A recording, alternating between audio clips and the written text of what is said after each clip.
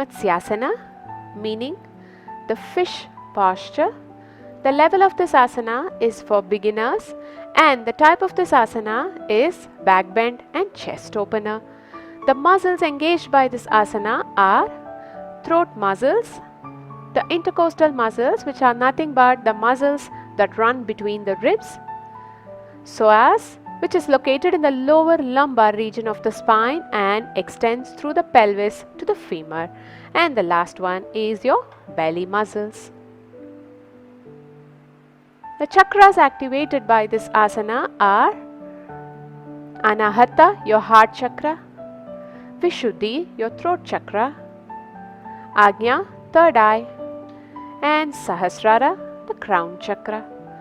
The physical benefits of this asana are: it stretches the neck and shoulder muscles, it opens up the chest and increases the lung capacity, it strengthens the back muscles and increases flexibility of the upper back, it's very good for your thyroid health, and it helps to boost immunity in your body.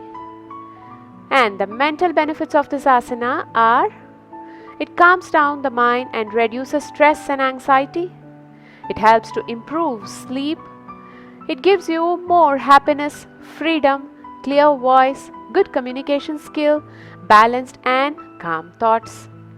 And it also gives you more self-confidence, peace, joy, and memory increases tremendously. But there are certain precautions to be followed before doing this asana. People with certain problems should not do this asana. Abnormal blood pressure, either very high blood pressure or low blood pressure. If you have any neck injury or spondylitis, tightness in the neck or back, migraine and general heart ailments.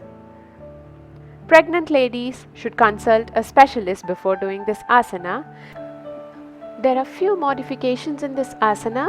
The first one is you can place a blanket or block under your head if the crown does not comfortably come to the floor.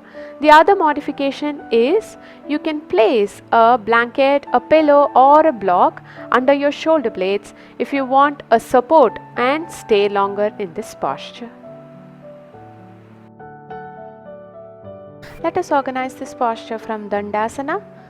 Gently place your forearm on the ground, fingertips facing forward, and rest on your forearm. And once you're ready, gently relax your head back, hang your head back completely to stretch the front side of your neck, and make sure not to put too much pressure at the back side of your neck.